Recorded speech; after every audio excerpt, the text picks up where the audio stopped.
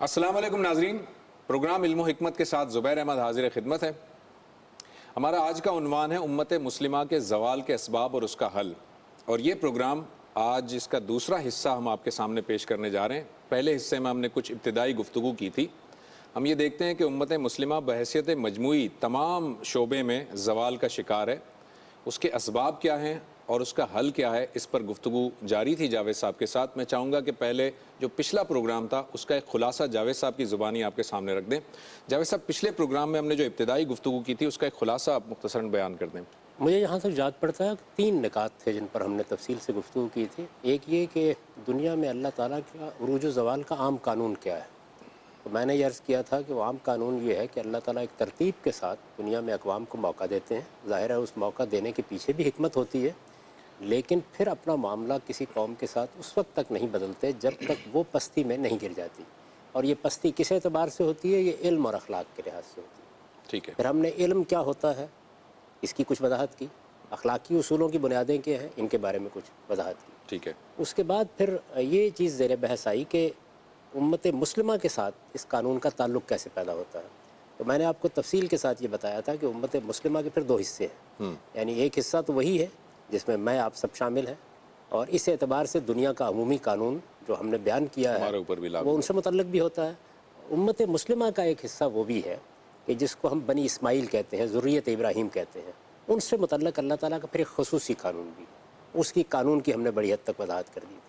تیسری چیز جو زیر بحث آئی تھی وہ یہ تھی کہ دین کی جد و جہد کرنے والے لوگ جو یہاں جد و جہد کرتے رہے ہیں ان میں مختلف گروہ ہیں، انہوں نے اپنے اپنے طریقے سے جد و جہد کی۔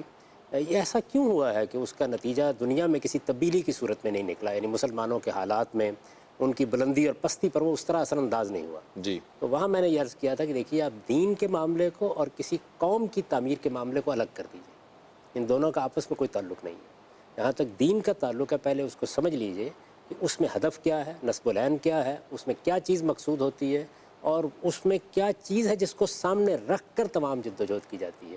اس کی تفصیل ہم نے بہت وضاحت کے ساتھ کر دی تھی، اور یہیں پہنچ کر پھر آپ نے یہ کہا تھا کہ اس میں قرآن مجید کی کچھ آیات ہیں، کچھ دوسری چیزیں ہیں جو اشکال پیدا کرتی ہیں، ان پر ہم کسی اگلی نشست میں گفتگو کریں۔ ٹھیک ہے۔ اچھا، اب یہاں پر ہم نے گفتگو ختم کی تھی، آپ نے جہاں پر یہ اینڈ کیا تھا پروگرام اس میں آپ نے فرمایا تھا کہ نبی صلی اللہ علیہ وسلم جو ہے وہ بھی جب مکہ سے مدینہ کی طرف تشریف لے جاتے ہیں تو آپ کے ساتھ چند ہی لوگ تھے، لیکن اب اگلا سوال یہ پیدا ہوتا ہے کہ اگر ایسا ہے کہ قرآن مجید جو ہے وہ جب یعنی دین جو ہے وہ صرف آخرت کی کامیابی کے لیے جو ٹارگٹ دیتا ہے کہ یہ ٹارگٹ ہے تمہارا کہ آخرت میں تم کس طرح کامیاب ہو جاؤ، تو پھر قرآن مجید جو کہ اللہ تعالیٰ کی آخری کتاب ہے، اس آخری کتاب میں سیاسی ضابطے بھی دیے ہوئے ہیں، زکوٰۃ کا پورا ایک نظام دیا ہوا ہے، نظام زکوٰۃ کیسے قائم ہوگا، نظام صلاۃ کیسے قائم ہوگا، معاشی طور پر آپ کو کچھ ماڈلز آپ کو دیے گئے ہیں یا ایٹ لیسٹ اشارے کیے گئے ہیں، امرہم شورا بینہم والی بات کی گئی ہے۔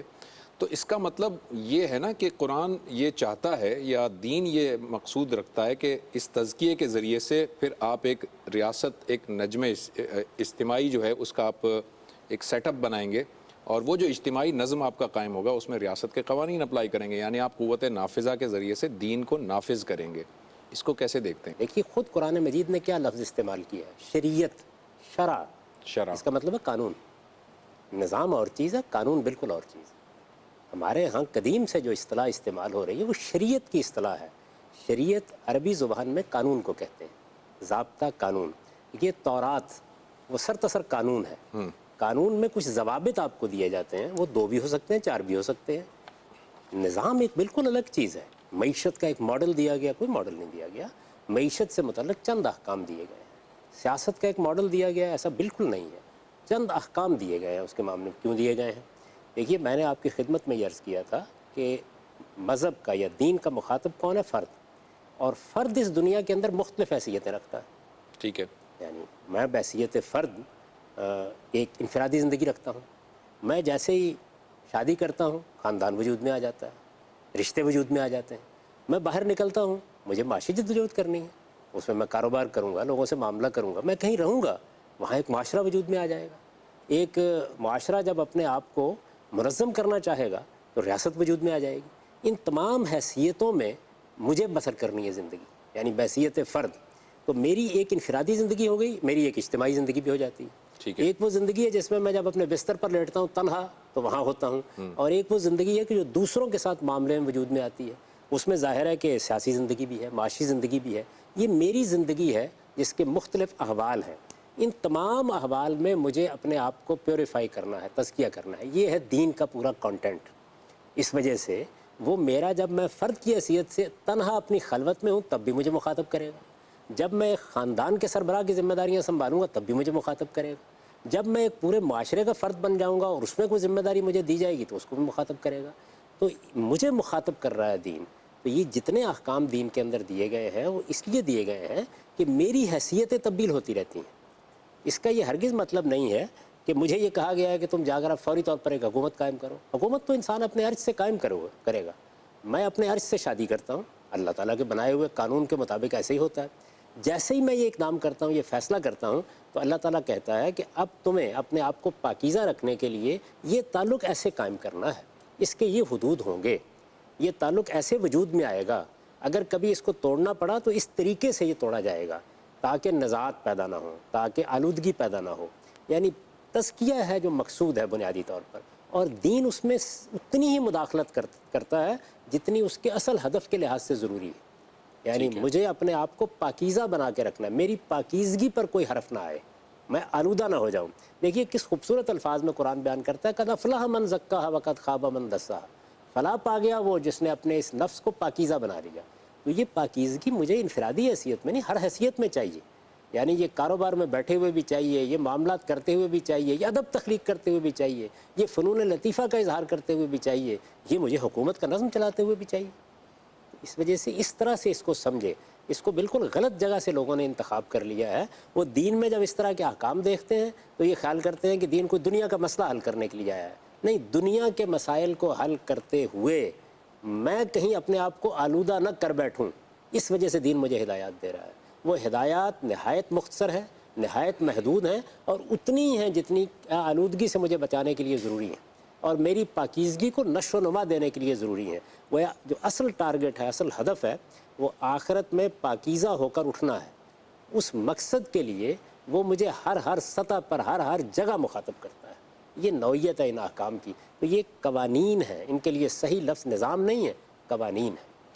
جاوید صاحب پھر قرآن مجید یہ کیوں کہتا ہے کہ یہ جو دین ہے، یہ دین آیا ہی اس لیے ہے کہ لیظہروا علی الدین کلہ، تمام کے تمام ادیان پر غالب ہونے کے لیے آیا ہے؟ یہ کیوں کہتا ہے قرآن؟ قرآن نے یہ کہا کہ یہ رسول جو ہم نے بھیجا ہے اس سرزمین عرب میں، اس کی یہ ذمہ داری ہے کہ یہ دین کا غلبہ یہاں قائم کر دے گا، یہ کہا ہے اور قرآن اس رسول کو پھر ہمیں لقد کان لکم فی رسول اللہ اسوۃ حسنہ بھی تو کہا گیا۔ یہ رسالت مآب صلی اللہ علیہ وسلم کے اخلاقی نمونے کو بیان کر رہی ہے، نہ کہ یہ بیان کر رہی ہے کہ تم پیغمبر ہو جاؤ۔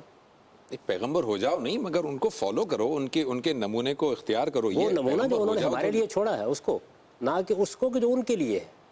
دیکھیے ایک رسالت قرآن کی ہر آیت کسی نہ کسی اسپیسیفک موقع پر ہی نازل ہوئی ہے، تو آپ ہر آیت کو ہم یہ کہہ دیں کہ یہ تو اس مقام پر نازل ہوئی تھی، اس کو چھوڑ دیں۔ یہ بھی بڑی عجیب تعبیر ہے، اسپیسیفک موقع پر نازل ہوئی ہے۔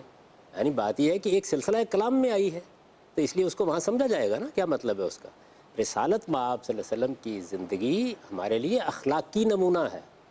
آپ دین دیں گے ہمیں، دین پر عمل کر کے ایک اخلاقی نمونہ ہمارے سامنے رکھیں گے، اس لحاظ سے آپ اسوہ حسنہ ہیں، بہترین نمونہ ہے۔ ٹھیک ہے۔ ایک آپ کے منصبی ذمہ داریاں ہیں پیغمبر کی حیثیت سے۔ نہیں، لیکن جب نبی صلی اللہ علیہ وسلم نے اخلاقی بات صحیح کہہ رہے ہیں آپ، لیکن نبی صلی اللہ علیہ وسلم کی یہ ذمہ داری تھی نا، بحیثیت نبی یہ ذمہ داری تھی کہ وہ دین پہنچائیں، تو ہماری بھی یہ ذمہ داری ہے کہ ہم دوسروں کو دین پہنچائیں۔ یہ ایسے نہیں ہے۔ ہماری نبی صلی اللہ علیہ وسلم کی جو دین پہنچانے کی ذمہ داری ہے اس کو قرآن نے الگ سے بیان کیا کہ وہ کیسے پہنچائیں گے، اور نبی صلی اللہ علیہ وسلم کے بعد جو علماء پہنچائیں گے ان کو قرآن نے الگ سے بیان کیا کہ وہ کیسے پہنچائیں گے، اور جو افراد یعنی میں آپ عام افراد وہ یہ ذمہ داری ادا کریں گے تو قرآن نے اس کو الگ بیان کیا کہ وہ کیسے کریں گے۔ اس لیے قرآن مجید کوئی خلط مبس نہیں پیدا ہونے دیتا۔ ہمارا جو مسئلہ ہے وہ یہ ہے کہ اللہ کی کتاب کو ہم تدبر کے ساتھ کبھی سمجھتے نہیں ہیں۔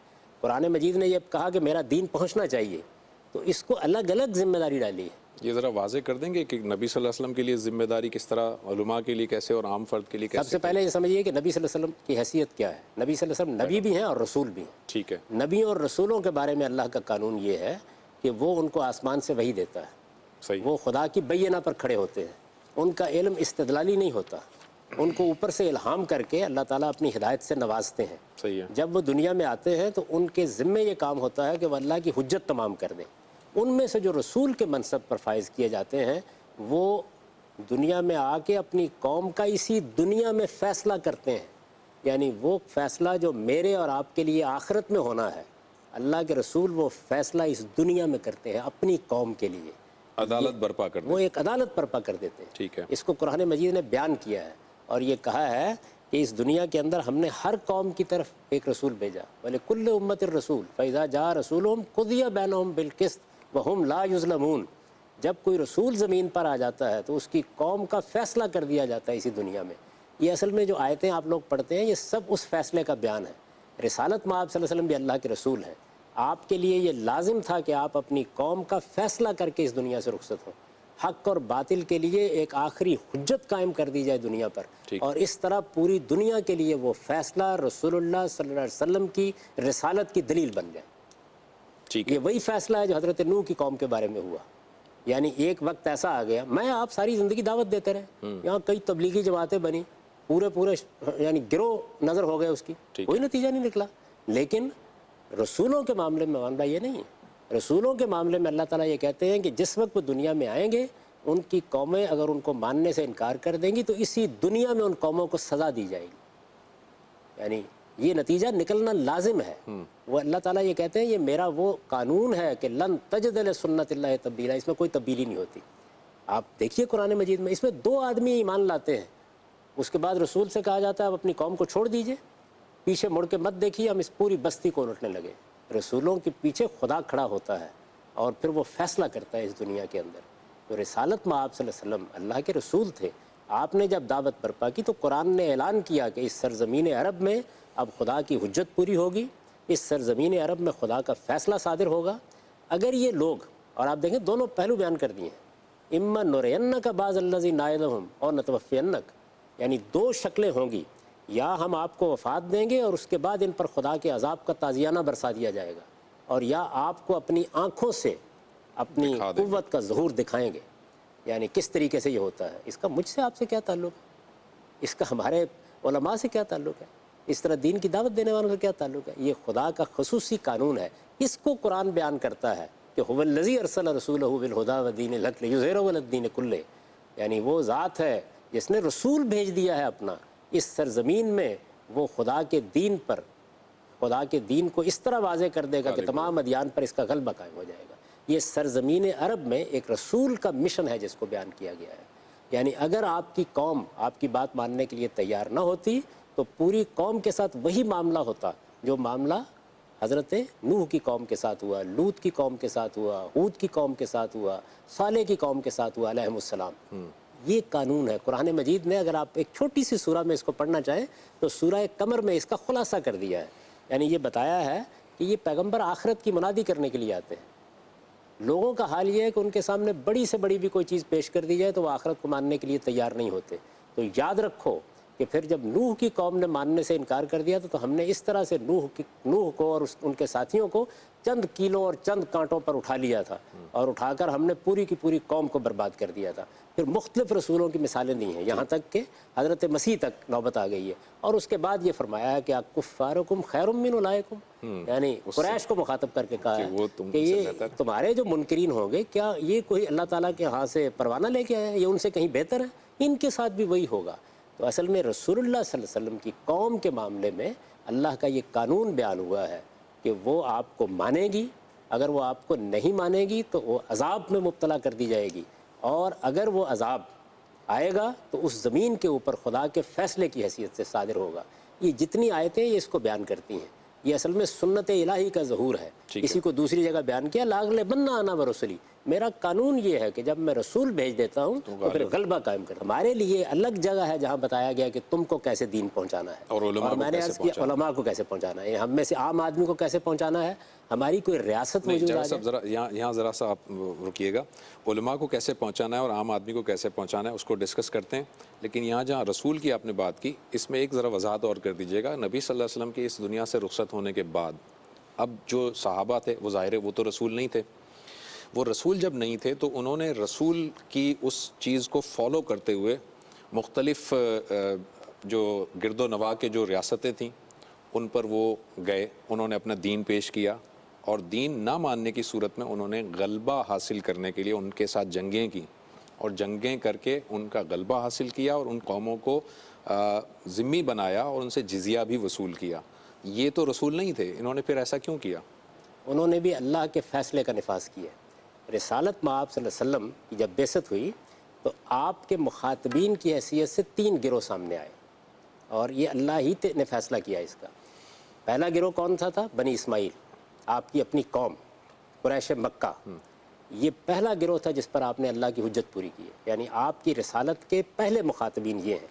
ٹھیک، بہت سے رسولوں کے ساتھ تو یہ معاملہ ہوا ہے کہ بس ایک ہی مخاطبین تھے ان کے۔ ٹھیک ہے، ایک ہی رسالت میں آپ صلی اللہ علیہ وسلم کے پہلے مخاطبین یہ تھے۔ چنانچہ آپ یہ جانتے ہیں کہ ہجرت کے پہلے تک آپ نے اپنی دعوت کا سارا ہدف انہی کو بنایا۔ جب ہجرت کا حکم دیا گیا تو گویا ان پر حجت تمام ہو گئی۔ اب ظاہر ہے کہ یہ اس کے مستحق ہو گئے کہ اگر یہ ماننے کے لیے تیار نہیں ہوتے تو ان پر خدا کا عذاب آ جائے۔ ٹھیک ہے، یہ پہلا گروہ۔ اس کے بعد سرزمین عرب اور اس کے گرد و نواح کے اہل کتاب، ٹھیک ہے، یہ حضور صلی اللہ علیہ وسلم کے مسیحی بھی ہیں دوسرے اور یہودی مخاطبین بھی ہیں۔ یہود بھی ہیں، مسیحی مسیحی بھی بھی ہیں، ہیں، جن کو اہل کتاب کہا جاتا ہے۔ ٹھیک ہے، یہ جو قرآن مجید کا پہلا باب ہے جس کی ابتدا سورہ بقرہ سے ہوتی ہے، فاتحہ تو ایک تمہید ہے، بقرہ، آل عمران، نساء، مائدہ، یہ چاروں صورتیں اصل میں اہل کتاب کو اصلاً مخاطب کر رہی ہیں۔ یعنی یہاں رسالت میں آپ صلی اللہ علیہ وسلم کے مخاطبین کا ایک دوسرا گروہ سامنے آ گیا۔ اس دوسرے گروہ کے معاملے میں بھی وہی ہوگا کہ جب رسول نے ان پر حجت تمام کر دی ہے تو ان کے اوپر بھی اب خدا کا فیصلہ صادر ہو جائے گا۔ یہ دوسرا گروہ ہے۔ تیسرا گروہ رسالت میں آپ صلی اللہ علیہ وسلم کے دنیا سے رخصت ہونے سے چند سال، 4-5 سال پہلے وجود میں آیا۔ حضور صلی اللہ علیہ وسلم نے اپنے گرد و پیش کی 8 ریاستوں کو، جن میں 2 بڑی سلطنتیں تھیں، سلطنت روما اور سلطنت ایران، ان دونوں کو خط لکھے اور خط لکھ کر ان کے اوپر حجت تمام کی۔ یہ اتمام حجت کس طریقے سے ہوا؟ اتمام حجت جب رسول کرتا ہے تو اس کا قانون کیا ہے؟ اس کا قانون یہ ہے کہ رسول اپنی زندگی میں دعوت دے گا، براہ راست دعوت دے گا۔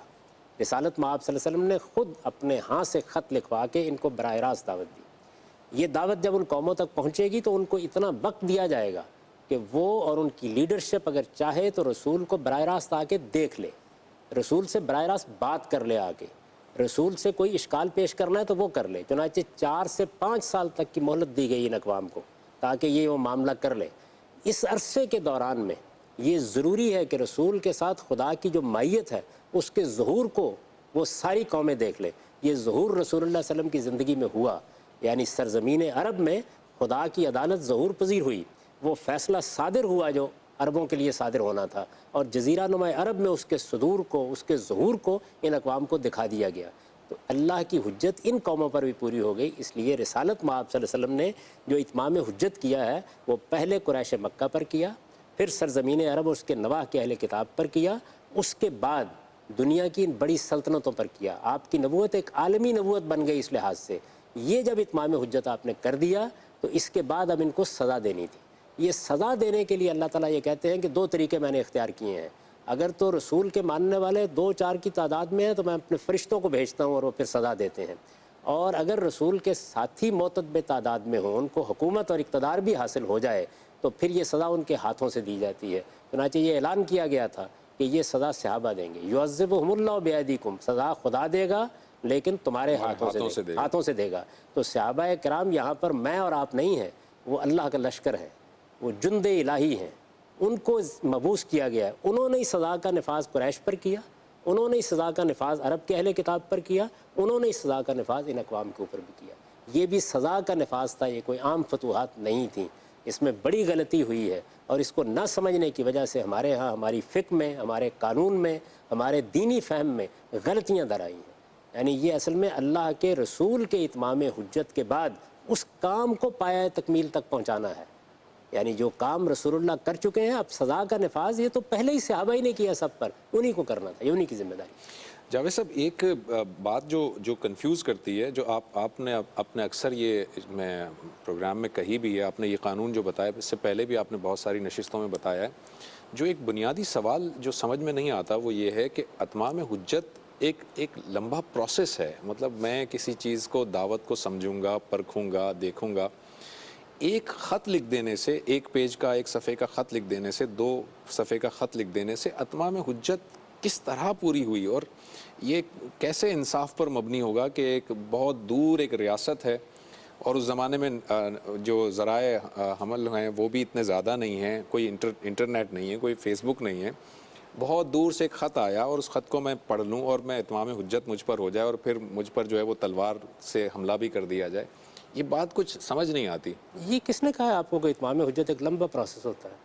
اتمام حجت سوچنا پڑتا ہے جاوید صاحب اور چیزوں کو سمجھنا پڑتا ہے, ایسے اپنے نہیں ہے. مختلف شبہات کو کا ازالہ یہ چاہتا ہوں. کوئی بحث مباحثے کی چیز نہیں ہے, یعنی یہ کوئی بحث مباحثے کی چیز نہیں ہے.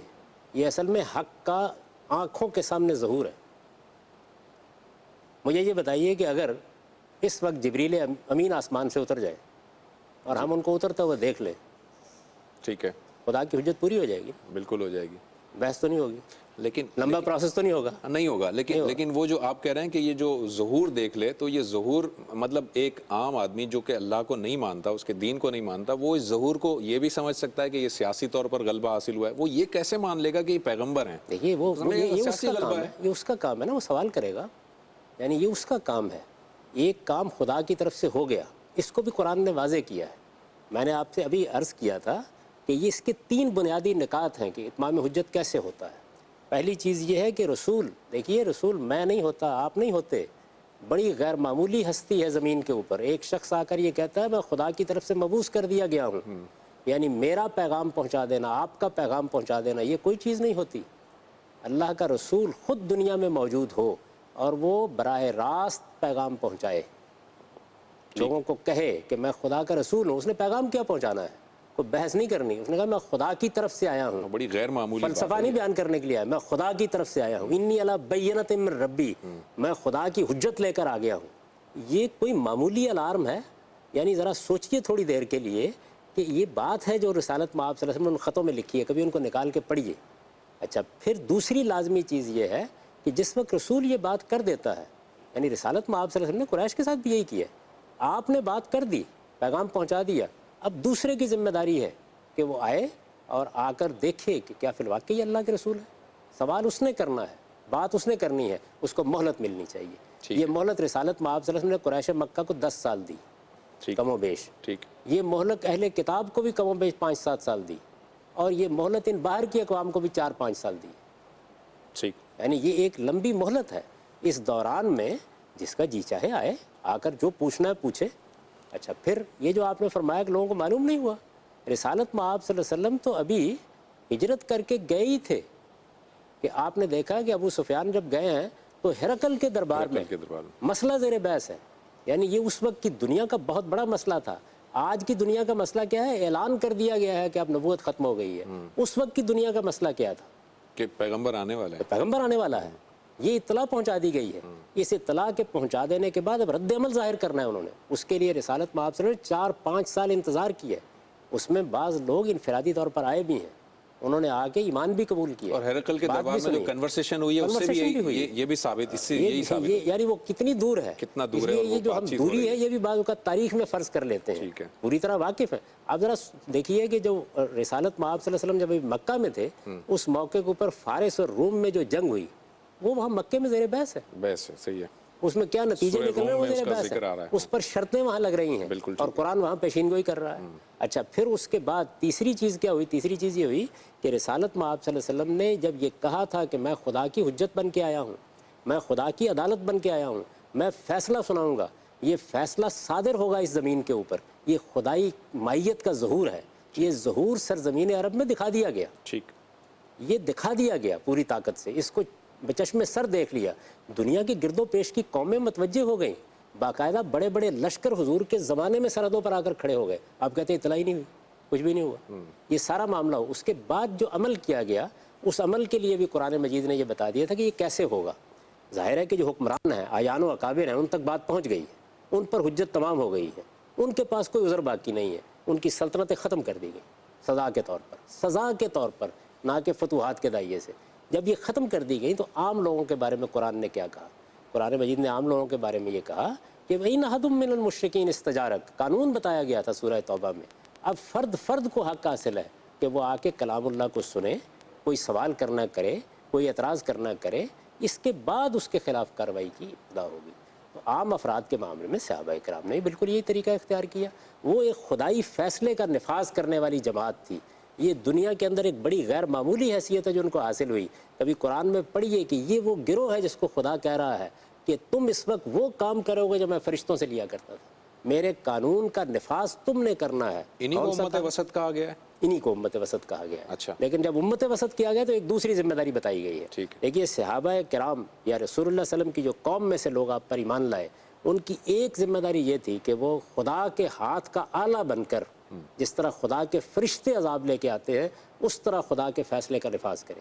وہ انہوں نے سرزمین عرب میں قریش مکہ پر کیا جب مکہ فتح ہوا. ٹھیک ہے. انہوں نے اہل کتاب پر کیا جب بنی قریظہ کے خلاف اقدام کیا گیا جس کو بھی لوگ نہیں سمجھ پاتے, وہ اس کو عام جنگ خیال کرتے ہیں.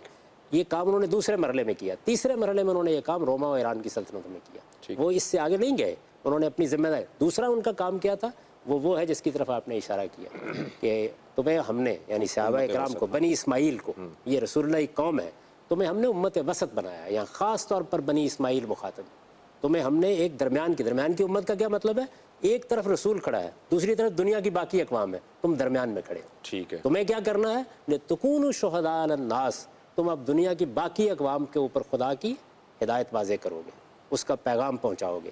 تو ایک ان کی ذمہ داری وہ تھی جو انہوں نے اس وقت انجام دی, وہ سزا دینے کا کام تھا خدا کے اعلیٰ اور جاریہ کی حیثیت سے. ایک دوسری ذمہ داری ان کی یہ تھی کہ وہ دنیا کی باقی اقوام پر خدا کی حجت پوری کر دیں, اس کا پیغام پہنچا دیں. یہ کام بھی انہوں نے کیا اور ان کی یہ ذمہ داری تھی. اب آپ یہ دیکھیے کہ خدا کے قانون کے مطابق یہ سعادت اللہ نے اس جماعت کو دی, قدسیوں کی اس جماعت کو, جس کا ذکر قدیم صحیفوں میں آیا ہے کہ وہ 10,000 قدوسیوں کے جلوں میں مکے میں داخل ہوگا. یہ وہ جماعت ہے جس کا ذکر ہو رہا ہے.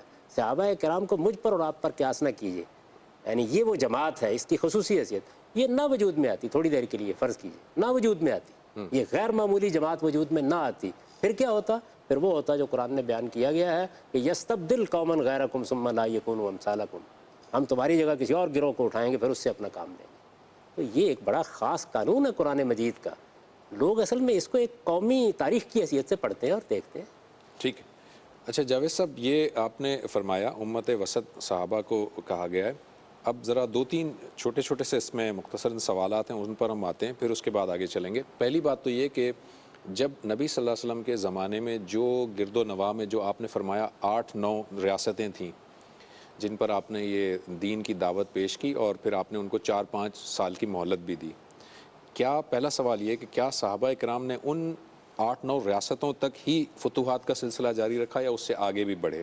پہلا یہ سوال. 2 بڑی سلطنتیں تھیں جی, یعنی 2 بڑی سلطنتیں تھیں, ایران کی سلطنت اور رومیوں کی سلطنت. یہ 2 بڑی سلطنتیں تھیں. ٹھیک ہے. یہ وہ زمانہ ہے جس کو ٹائن بھی اپنی اصطلاح میں کہتے ہیں نا, یہ سلطنت ہائے عام کا زمانہ تھا. صحیح ہے. اس کے بعد پھر کچھ دوسری جگہ تھیں یا چھوٹی چھوٹی حکومتیں, جیسے آپ خود مختار حکومتیں کہتے ہیں ایک حد تک. ٹھیک ہے. وہ ہوتی تو اسی بڑی سلطنت کے تحت ہیں لیکن وہ بھی موجود ہوتی ہیں. وہ 6 تھیں. تو 2 یہ اور 6 وہ, کل 8 تھے. اور ان کو رسالت میں آپ نے خطوط لکھے اور یہ بالکل بتا دیا ان خطوں میں. تک حضرت عمر کی فوجیں پہنچی ہیں. انہی تک, اس سے آگے انہوں نے کوئی اقدام نہیں کیا. دیکھیے ان کو رسالت, آپ خط پڑھیے, وہ اس میں بتا دیا گیا ہے کہ میں نے یہ لشکر تیار کر دیا ہے تمہیں سزا دینے کے لیے, یہ میں بھیج رہا ہوں, فیصلہ کرو. زمین کے اوپر فیصلہ ہونا ہے اس بات کا. میں خدا کا رسول ہوں, میں کوئی سائل کی درخواست لے کر نہیں آیا. یہ ظہور ہونا ہے ہر حال میں. رسالت میں آپ صلی اللہ علیہ وسلم کی یہ جو جماعت ہے قدوسیوں کی جماعت صحابہ کرام کی, اصل میں یہ تو بالکل ٹھیک ہے کہ یہ انسانوں کی جماعت ہے. ٹھیک ہے. تو بحیثیت مجموعی قرآن مجید اس کے بارے میں یہ فیصلہ سنا رہا ہے کہ رضی اللہ عنہم ورضوا عنہ. یہ کوئی معمولی درجے کے لوگ نہیں ہیں. یہ کہہ رہا ہے کہ تم کنتم خیر امت, اس وقت دنیا کے اندر تم سے بہتر گروہ کوئی نہیں ہے. قرآن کہتا ہے نا کہ انبیاء کی حیثیت سے کن کا انتخاب کیا جاتا ہے, خیار الناس, جو بہترین انسان ہوتے ہیں. صحابہ کرام کی جماعت کو قرآن کہتا ہے اس وقت تم بھی اسی معیار پر چلے گئے ہو, خیر امت بن چکے ہو, بہترین گروہ دنیا کے اندر جو ہو سکتا ہے کردار سیرت اس کے لحاظ سے. یہ ان کی حیثیت ہے. یہ وہی چیز ہے جس کو قدیم صحیفے کہتے ہیں کہ قدوسیوں کا لشکر وجود میں آئے گا. وہ آسمان کی عدالت قائم کرے گا, وہ خدا کی بادشاہی دنیا میں قائم کر دے گا آ کے. یہ صورتحال ہے. یعنی یہ ایک اور خدائی فیصلہ ہے. اس خدائی فیصلے کو ٹھٹک کر سمجھنا چاہیے, اس کو آج کے حالات کے اندر رکھ کے نہیں دیکھنا چاہیے. یعنی رک کر دیکھیں کہ یہ کیا ہوا ہے. قرآن مجید نے خود بتا دیا ہے کہ اس میں حجت تمام کرنا پیغمبر کا کام ہے, سزا دینا تمہارا کام ہے. وہ سزا کے لیے خدا کی طرف سے مقرر کیے گئے ہیں. حضور کی زندگی میں بھی انہوں نے سزا دی ہے. ٹھیک ہے. اس کا جو دوسرا ضمنی سوال ہے وہ یہ کہ جب یہ طے تھا اور خدا کے قانون کے مطابق ہی طے تھا تو یہ عام طور پر ہی کہا جاتا ہے کہ چونکہ سیدنا عمر رضی اللہ تعالیٰ عنہ ذرا ایگریسو امیر المومنین تھے، ان کے مقابلے میں سیدنا صدیق اکبر رضی اللہ تعالیٰ عنہ تھوڑے سے نرم مزاج کے تھے.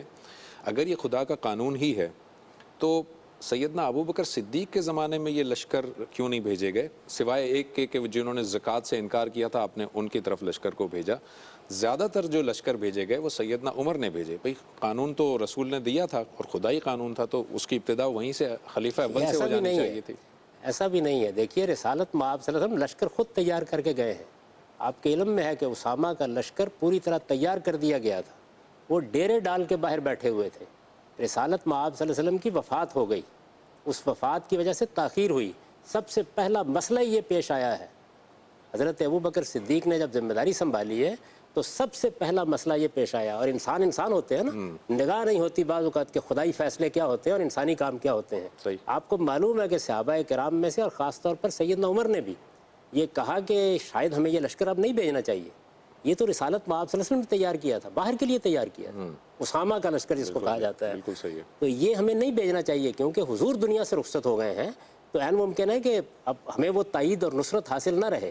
آپ جانتے ہیں کہ اس کا جواب کیا دیا تھا حضرت عمر نے، حضرت ابو بکر نے؟ انہوں نے کہا خدا کے بندے یہ میرا کام نہیں ہے، یہ ہو چکا ہے آسمانی طور پر، اس کا فیصلہ جو ہستی کر کے گئی ہے. اور اس کے بعد وہ الفاظ کہے کہ اگر مدینے کے اندر کتے میری پنڈلیاں نوچ لے میں اس لشکر کو نہیں روک سکتا. یہ میری جورسڈکشن سے باہر ہو چکی ہے بات. اس لیے وہ لشکر تو تیار کر گیا خدا کا پیغمبر، اس سے اقدام شروع ہوا ہے اور پھر اس کے بعد وہ اقدام آگے بڑھتا چلا گیا. ظاہر ہے کہ وہ 2-2.5 سال کے بعد دنیا سے رخصت ہو گئے. یہ کیا عرصہ ہوتا ہے. اس کے بعد سیدنا عمر نے اس کو پایہ تکمیل تک پہنچا دیا، یہاں تک کہ پھر یروشلم یعنی جو اصل پیشین گوئی تھی جو قرآن مجید نے سورہ بنی اسرائیل میں کی ہے کہ یہ ہم نے آپ کو رویا دکھا دی ہے کہ یہ حرم کی جو تولیت ہے یہ اور ادھر جو پرانی امانت تھی بیت المقدس کی یہ سپرد کر دی گئی ہے. یہ فیصلہ ہے خدا کا. یہی وجہ ہے کہ آپ یہ دیکھیے کہ سیدنا عمر رضی اللہ عنہ وہاں خود گئے اور اس دستاویز پر انہوں نے اس زمانے میں جا کے یروشلم میں دستخط کیے ہیں. یہ ایک بڑا غیر معمولی معاملہ ہے جو اس زمین کے اوپر ہوا ہے. ہم اس کو اصل میں آج کی دنیا کے اندر کھڑے ہو کے دیکھتے ہیں. یہ خدا کے پیغمبر کی طرف سے اتمام حجت کے بعد اس کے منکرین پر سزا کا نفاذ ہے. ٹھیک ہے جاوید صاحب، آگے ذرا چلتے ہیں ہم. آپ نے یہ پورا بحث مکمل کر لی غالباً کہ یہ نبی صلی اللہ علیہ وسلم کی دعوت کا اصول کیا تھا اور اس میں خدا کا قانون کیا تھا. اب آپ یہ فرما رہے ہیں کہ علماء کس طرح سے دعوت دیں گے، وہ ایک علیحدہ سے بیان ہوا ہے، وہ کس طرح سے دعوت دیں گے؟ میں نے اس سے پہلے شاید ایک پروگرام میں آپ کو بتایا تھا کہ یہ قرآن مجید کی جو آخری صورتوں میں سے ایک بڑی اہم سورہ توبہ ہے.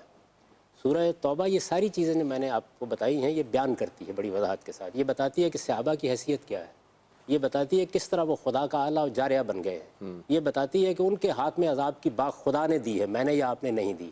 یہ ساری چیزیں بیان کرنے کے بعد یہ بتاتی ہے کہ سزا کیا دینی ہے، سزا کا اصول بیان کرتی ہے. اور یہ بیان کرتی ہے کہ جو لوگ کھلے شرک کا اظہار کریں گے مخاطبین میں سے ان کے لیے قتل عام کی سزا ہے.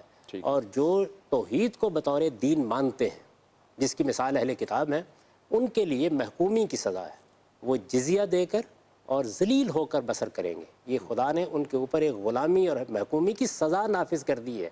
اس کو بھی لوگوں نے اصل میں جزیہ کو ٹیکس سمجھ لیا. یہ اصل میں خدا کے اس قانون کا نفاذ ہے. یہ بیان کرنے کے بعد پھر سورہ آخر میں پہنچتی ہے، منافقین کی تہدید کے بعد آخر پہنچتی ہے. اور آخر میں پہنچ کے اب رسول اللہ دنیا سے رخصت ہو رہے ہیں نا. تو اب ظاہر ہے کہ یہ سوال پیدا ہونا تھا جو سوال آپ کر رہے ہیں کہ یہ جو پیغام اور دعوت ہے اب وہ کیسے آگے کیا معاملہ ہوگا، چلے گی، کیسے آگے ہوگا. تو ایک تو عالمی سطح پر اس کا بندوبست کر دیا گیا کہ یہ پوری کی پوری صحابہ کی جماعت جو ہے یہ اس پیغام کو دنیا تک پہنچا دے گی. ایک کام تو یہ ہو گیا جس کو اس سے پہلے ہم بیان کر چکے کہ ایک طرف رسول ہے. دیکھیے نا یہ امت وسط کیا کہا گیا ہے، دنیا کی تمام قوموں میں سے صحابہ کی اس جماعت کو الگ کر لیا گیا ہے. یہ ایک قوم ہے جس کے ایک طرف رسول کھڑا ہے، دوسری طرف دنیا کی اقوام کھڑی ہیں، یہ ان کے درمیان میں کھڑے ہیں. اور پھر دوسری جگہ اس کو بدل کر کہا کہ یہ خیر امت ہے. یعنی اللہ تعالیٰ نے جواب دیا سوال کا، میں نے ایسے ہی انتخاب نہیں کر لیا، ایسے ہی ذمہ داری نہیں دی. یہ کوئی غیر معمولی گروہ ہے جو آسمان پر خدا کے فیصلے کو نافذ کر رہا ہے. اخرجت للناس، اس میں بھی الفاظ دیکھیں نا، میں نے نکالا ہے ان کو لوگوں کے لیے. اب انہوں نے جا کے یہ کام انجام دینا ہے. یعنی یہ تقرر کا پورا فرمان ہے. جیسے آپ کسی کو مقرر کرتے ہیں کسی منصب پر تو ایک فرمان تقرر صادر ہوتا ہے. تو یہ بادشاہ کائنات کی طرف سے صحابہ کرام کی اس جماعت کے لیے فرمان تقرر ہے. یہ بتایا گیا اخرجت للناس، میری نکالی ہوئی ہے، نکال لی گئی ہے، یہ انہوں نے یہ کام کرنا ہے جا کے، یہ ذمہ داری ان کو دی گئی ہے. ایک طرف یہ ہوا. پھر سورہ جب آخر میں پہنچتی ہے تو آخر میں پہنچ کے یہ بتاتی ہے کہ یہ جو کام اللہ کے رسول نے کیا یہ پایہ تکمیل کو پہنچ جائے گا، اس کے قانون بیان کر دیے گئے ہیں، اب کیا کیا جائے. اس موقع کے اوپر میں نے اس سے پہلے بھی آپ کو یہ آیت سنائی تھی. قرآن نے کہا کہ اب باقی لوگ کیا کریں. ما کان المؤمنون لینفروا کافہ، سارے لوگ دین کے عالم نہیں بن سکتے، سارے لوگ نہیں نکل سکتے. دیکھیے پیغمبر اللہ کی طرف سے الہام لے کے دین کا علم لے کے آتا ہے. یہ الہام مجھے تو نہیں ہونا، آپ کو تو نہیں ہونا. دیکھیے یہ آیت خود یہ بھی بتا رہی ہے کہ الہام کا دروازہ بند ہو گیا ہمیشہ کے لیے، اب بندوبست ہی دوسرا کیا جا رہا ہے. دوسرا بندوبست کیا ہے کہ یہ لوگ مختلف گروہوں میں سے نکلے. یعنی جس طرح سے ہمارے بچے اپنے لیے کیریئر کا انتخاب کرتے ہیں تو کچھ لوگ فَلَوْلَا نَفَرَ مِن كُلِّ فِرْقَةٍ مِّنْهُمْ طَائِفَةٌ، ان کے ہر گروہ میں سے کچھ چند لوگ نکلے. وہ نکل کے کیا کریں؟ لِيَتَفَقَّهُوا فِي الدِّينِ، وہ دین کا حقیقی علم حاصل کریں، دین کی سچی بصیرت حاصل کریں. یہ بڑے غیر معمولی الفاظ ہیں. وہ خود بصیرت حاصل کریں کیونکہ وہی نہیں آنی، وہی نہیں آنی. صحیح، دین آ گیا ہے، اس میں بصیرت حاصل وہ اس کی بصیرت حاصل کرے، اس دین کا علم اس کے اندر گہرائی میں اتر کر اس کا دین کا علم حاصل کرے. جب اس کی صحیح بصیرت حاصل کر لیں تو پھر اس کے بعد ان کو کام کیا کرنا ہے؟ لِيُنذِرُوا، انہیں انذار کرنا ہے. اور میں نے عرض کیا تھا کہ انذار قرآن کی اصطلاح ہے، یعنی آخرت کی منادی کرنی ہے، لوگوں کو توجہ دلانی ہے کہ ایک دن کائنات ختم ہونے والی ہے، بتانا ہے ایک دن تمہارے دروازے پر موت نے دستک دینی ہے، بتانا ہے کہ موت پر زندگی کا اختتام نہیں ہو رہا. خبردار کریں کہ ایک بڑا حادثہ ہونے والا ہے، موت کے بعد تم خدا کی بارگاہ میں اٹھنے والے ہو. جس طرح یہاں آنکھ کھولنے سے پہلے تمہیں نہیں پتا تھا کہ اس شعور کے ساتھ کھڑے ہو جاؤ گے اور یہ دنیا کی آزمائش کی زندگی تمہارے لیے ہوگی، ایسے ہی ایک نئی دنیا آنے والی ہے.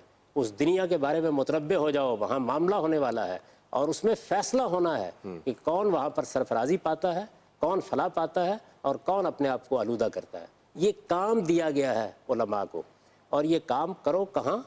لِيُنذِرُوا قَوْمَهُمْ، اپنی اپنی قوم میں یہ کام کرو، کیونکہ تمہارا اصل میدان تمہاری اپنی قوم ہے، وہاں یہ کام کرو. اور یہ اس میں ہدف کیا چیز ہے؟ کیا اچیو کرنا ہے تم نے؟ کوئی نظام قائم ہو جائے، کوئی حکومت قائم ہو جائے، کوئی معاشرہ درست ہو جائے؟ نہیں، لعلہم یحذرون، تاکہ لوگ آخرت میں خدا کی گرفت سے بچ جائے. تو علماء کے لیے جو تقرر کا فرمان ہے وہ یہ آیت ہے. اس میں اللہ تعالیٰ نے بالکل ٹھیک اسی سورہ میں آئی ہے جس سورہ میں اصل فیصلہ سنا دیا گیا ہے. صحابہ کرام کا دور ختم ہو گیا، اس کے بعد اب کیا کرنا ہے؟ اب یہ کرنا ہے. تو اس کے بعد پھر یہ ایک انسٹیٹیوشن وجود میں آ گیا کہ اس امت کے اندر اہل علم پیدا ہوں، دین میں سچی بصیرت حاصل کریں اور یہ کام انجام دیں. اب یہ کہ وہ سچی بصیرت حاصل کر پائے یا نہیں کر پائے، کون کر پایا، یہ بھی ایک الگ بحث ہے، اور انہوں نے کام کیا غلط کر دیا وہ بھی ایک الگ بحث ہے، لیکن اللہ تعالیٰ نے یہ ذمہ داری دی. اچھا، اب اس میں جاوید صاحب ایک جو میں شاید پہلے بھی اس میں پوچھا تھا لیکن وہ بات اتنی واضح نہیں ہوئی، یہاں اس موقع پر ہم اس کو ذرا اور واضح کر لیتے ہیں. وہ یہ کہ قرآن مجید کی کوئی بھی آیت ہے اس کا ایک سیاق ہے، اس کا ایک شان نزول ہے، یہ ہے موجود. تو ہم بہت ساری آیات کو لیتے ہیں اور ہم اسے جنرلائز کر دیتے ہیں کہ قرآن یہ کہہ رہا ہے، جی یہ مجھ سے مخاطب ہے اور وہ یہ کہہ رہا ہے. لیکن جب یہ امت وسط والی بات آئی یا کنتم خیر امت اخرجت للناس والی بات آئی تو آپ نے فرمایا کہ یہ مجھ سے مخاطب نہیں ہو رہا، یہ صحابہ سے مخاطب ہو رہا ہے. یہ کہیں پر ہم اس کو کسی خاص کر دیتے ہیں، خاص معنوں میں لے لیتے ہیں، اور کہیں پر ہم اسے جنرلائز کر دیتے ہیں. یہ اس کا اصول کیا ہے؟ یہ آپ نے اس کو کیسے انٹرپریٹ کیا؟ کیونکہ کچھ لوگ کہتے ہیں کنتم خیر امت اخرجت للناس، میں بھی ہوں، اور امت وسط تو میں بھی ہوں، تو میری بھی ذمہ داری ہے. اس کو آپ کیوں اسپیسیفک کر رہے ہیں؟ دیکھیے بات یہ ہے کہ وہ اس آیت کو پڑھیں، وہ کہاں آئی ہے؟ اس میں پیچھے بیان کیا گیا یہ کنتم خیر امت، تو آپ نے پڑھ لیا کہ یہ اللہ نے بڑا کرم کیا کہ آپ نے یہ دعوت دی، اس کے نتیجے میں ان لوگوں کے اندر میں نے اخوت پیدا کی. یہ وہ جماعت نہیں بن سکتے تھے، یہ ساری بات پیچھے بیان ہوئی ہے. تو بنی اسماعیل ہیں یہ، یعنی رسالت مآب صلی اللہ علیہ وسلم کی قوم. اس کے بعد یہاں سورہ بقرہ میں اس کو بیان کیا کہ یہ کون لوگ ہیں. اس کے بعد کوئی کسر رہ گئی تھی تو وہ پوری کر دی سورہ حج کے آخر میں جا کے، وہاں یہی بات دہرائی ساری کی ساری، اور اس کو بیان اس طریقے سے کیا کہ لِتَكُونُوا شُهَدَاءَ عَلَى النَّاسِ وَيَكُونَ الرَّسُولُ عَلَيْكُمْ شَهِيدًا، یعنی یہ وہ لوگ ہیں جن پر حضور نے اللہ کا دین واضح کیا ہے. تو بتا دیا کہ کن پر کیا ہے، آپ بھی جانتے ہیں، میں بھی جانتا ہوں. اچھا، کوئی اگر پھر کسر رہ گئی تھی تو آگے بیان کیا ملت ابیکم ابراہیم حنیفہ، یہ تمہارا باپ ابراہیم یعنی بنی اسماعیل ہے نا, بالکل یہ اس کا دین ہے جو اب تمہیں دیا گیا ہے, جاؤ اس کو دنیا تک پہنچاؤ. ٹھیک. اب آپ نے یہ فرمایا کہ یہ جو ہمارے علماء ہیں یہ اپنی اپنی قوموں میں انذار کا کام کریں گے. اب اس میں قرآن نے ایک پالیسی اسٹیٹمنٹ دے دیا کہ بھئی تمہیں انذار کا کام کرنا ہے, مگر قرآن نے اس کی اسٹریٹجی نہیں بتائی کہ کس اسٹریٹجی سے کرنا ہے. اب اسٹریٹجی میری کچھ اور ہو سکتی ہے انذار کے کام کے لیے, آپ کی کچھ اور ہو سکتی ہے. اگر میں اپنی اسٹریٹجی یہ رکھتا ہوں کہ ٹھیک ہے میں انذار کا کام بھی کروں گا, لیکن ساتھ ہی ساتھ سیاسی غلبہ حاصل کرنے کی جدوجہد بھی کروں تاکہ اگر مجھے مل جائے سیاسی غلبہ تو انذار ایک بڑے پیمانے پر ہو سکے, قوت نافذ ہو جائے, تو اسٹریٹجی تو چونکہ قرآن نے بتائی ہی نہیں ہے, اسٹریٹجی میری بساط پر چھوڑ دی گئی, میری دانست میں چھوڑ دی گئی. اگر میں اس اسٹریٹجی پہ کام کر رہا ہوں تو اس میں کیا خرابی ہے؟ یہ آپ اس دنیا کے اندر ایک انسان ہیں, جی آپ پاکستان میں پیدا ہوئے ہیں, آپ نے فیصلہ کیا کہ آپ دین کے عالم بنیں گے, ٹھیک ہے, تو پہلی چیز تو یہ کہ دین کے سچے عالم بنیے. ٹھیک, دوسری چیز یہ کہ کام یہ کیجئے. ٹھیک اب ہے, اتنا بڑا کام آپ کو دے دیا گیا, آپ کہتے ہیں میں اس کے ساتھ ایک اور کام بھی کرنے لگا ہوں. یہ آپ کے خیال میں کوئی معمولی کام تھا؟ اس کام کو کرتے ہوئے آپ کوئی اور کام کیسے کریں گے ساتھ؟ ممکن کیسے ہوگا؟ یعنی آپ کو ذمہ داری دی گئی تو پہلا مرحلہ کیا ہے, لیتفقہوا فی الدین. اچھا اس عمل کو بھی کہیں رک نہیں جانا دین کی بصیرت حاصل کرنے کا, کیونکہ آپ کو الہام نہیں ہونا, آسمان کی وحی نہیں آنی, جبریل نے آپ کی رہنمائی نہیں کر دینی. آپ کو قرآن مجید کا علم حاصل کرنا ہے, سچی بصیرت والا علم حاصل کرنا ہے, آخری درجے میں اس کو سمجھنا ہے, اس اعتماد کے ساتھ کھڑے ہونے کے قابل ہونا ہے کہ آپ کہہ سکیں کہ یہ اللہ کے دین کا منشا ہے. یہ معمولی بات تو نہیں ہے. تو ایک تو یہ کام ہوا. دوسرا یہ ہے کہ آپ کو خبردار کرنا ہے. تو آپ اب کوئی اس کے ساتھ دوسرا کام کریں گے کیسے؟ پہلی چیز تو یہ ہے. دوسرا یہ ہے کہ چلیے آپ کہتے ہیں میں 2 کام کرتا ہوں, 3 کام کرتا ہوں, بہت اچھی بات ہے, 3 کام کریں, 4 کام کریں, کریں, مجھے کوئی اعتراض نہیں.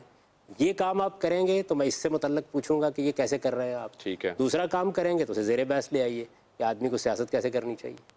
ٹھیک ہے, اس کو ہم زیر بحث ضرور لائیں گے, اس کو اس کام کے ساتھ کیسے ملاتے ہیں. ٹھیک ہے, میں ایک آدمی ڈاکٹر بن گیا, اس کا کام یہ ہے کہ وہ مریضوں کا علاج کرے, وہ نئی تحقیق کرے, وہ بیماریوں کے اوپر تحقیق کرے. مریضوں کا علاج کرنے کے ساتھ ساتھ وہ لیکچر بھی تو دے سکتا ہے نا, پڑھا بھی سکتا ہے اور مریضوں کا علاج بھی کر سکتا ہے, دونوں کام کر سکتا ہے. لیکچر دینے میں تو کوئی زیادہ نہیں وقت پڑتا, لیکن اگر وہ یہ کہے کہ میں نے اس کے ساتھ انتخاب بھی لڑنا ہے, مثال کے طور پر ایک سیاسی جماعت بھی بنانی ہے, تو یہ کام کرنے کے لیے یا کلینک بند کرنا پڑے گا یا وہ کرنا پڑے گا. لیکن میں تھوڑی دیر کے لیے مان لیتا ہوں کہ آپ دونوں کام کرنے کے قابل ہو گئے ہیں, یعنی میں اس ناممکن کو فرض کر لیتا ہوں. تو فرض کرنے کے بعد اب یہ ہے کہ یہ پھر 2 الگ کام ہو گئے نا. بالکل, یعنی آپ طبی کام کو اس سے نہ ملائیے اور اس کام کو اس سے نہ ملائیے, اپنی سیاست کو کلینک میں نہ لائیے اور کلینک کو سیاست میں نہ لائیے. دونوں کام کا میرے نزدیک مقصد ایک ہی ہے نا جاوید صاحب, اس لیے میں ان کو ملا رہا ہوں نا. مقصد یہ ہے نہیں, ادھر تو یہ مقصد ہی نہیں تھا, ادھر تو مقصد اللہ نے خود متعین کر دیا. آپ کون ہوتے ہیں مقصد متعین کرنے والے؟ یہ بتا دیا گیا ہے کہ وہاں مقصد یہ ہے ہی نہیں.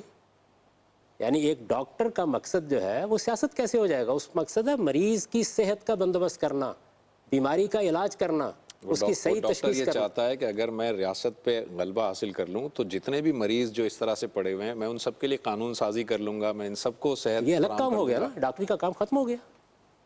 یعنی قانون سازی کرنا ایک الگ کام ہے, اس کے لیے طب کی تعلیم کی ضرورت نہیں تھی. تو آپ تسلیم کیجئے اس بات کو, یہ 2 الگ الگ کام ہیں, اور اگر آپ کا اصرار ہے کہ آپ کو یہ دونوں کام کرنے ہیں تو بسم اللہ کیجئے, لیکن ان کو ملائیے نہیں.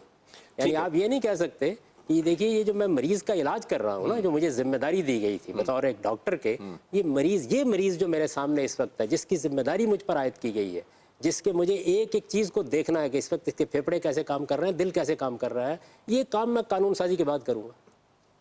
ٹھیک ہے, یہ ایک مزے کا خیز صورتحال ہے. اصل میں ہم بہت سی باتیں جو کہہ دیتے ہیں لیکن یہ نہیں دیکھتے کہ اس کا نتیجہ کیا ہے. یہ 2 الگ کام ہیں, اور دونوں کام جو ہیں وہ آپ کا انتخاب ہے. آپ اس کام کو چھوڑ کر وہ کام کر لیں. ٹھیک ہے. اچھا آپ کہتے ہیں آپ دونوں کر سکتے ہیں, تو پھر مجھے بہت سے سوالات کرنے ہیں کہ کیسے کر سکتے ہیں, لیکن میں چھوڑ دیتا ہوں اس بات کو. میں آپ کیجئے, لیکن میں اب اصرار کروں گا کہ ان دونوں کے مقاصد الگ ہیں, ان کو آپ ملائیے نہیں. ٹھیک ہے, بہت بہت شکریہ جاوید صاحب آپ کا, تھینک یو ویری مچ. ناظرین, جاوید صاحب نے اینڈ جو کیا وہ یہ کہ یہ 2 الگ الگ کام ہیں, اور اس کو اگر ہم فرض بھی کر لیں کہ وہ کوئی فرد کر سکتا ہے ایک ساتھ, تو یہ دونوں کے مقاصد الگ الگ ہیں. لیکن ہم یہ بھی جاننا چاہیں گے کہ کچھ ایسے بھی تو گروہ ہیں جو ایک ہی مقصد کو لے کر چل رہے ہیں, وہ دوسرے مقصد کی طرف نہیں آ رہے, پھر بھی وہ ثمرات سوسائٹی میں مرتب نہیں ہو رہے, ان کی کیا وجوہات ہیں. اپنے اس پروگرام کا وقت ختم ہوا چاہتا ہے, لیکن یہ پروگرام ابھی کنٹینیو ہے. اس کا تیسرا حصہ انشاءاللہ جب آپ کے سامنے ہوگا تو اس میں مزید کچھ سوالات جاوید صاحب کے سامنے رکھیں گے. اگلے پروگرام تک کے لیے زبیر احمد کو اجازت دیجیے. اللہ حافظ.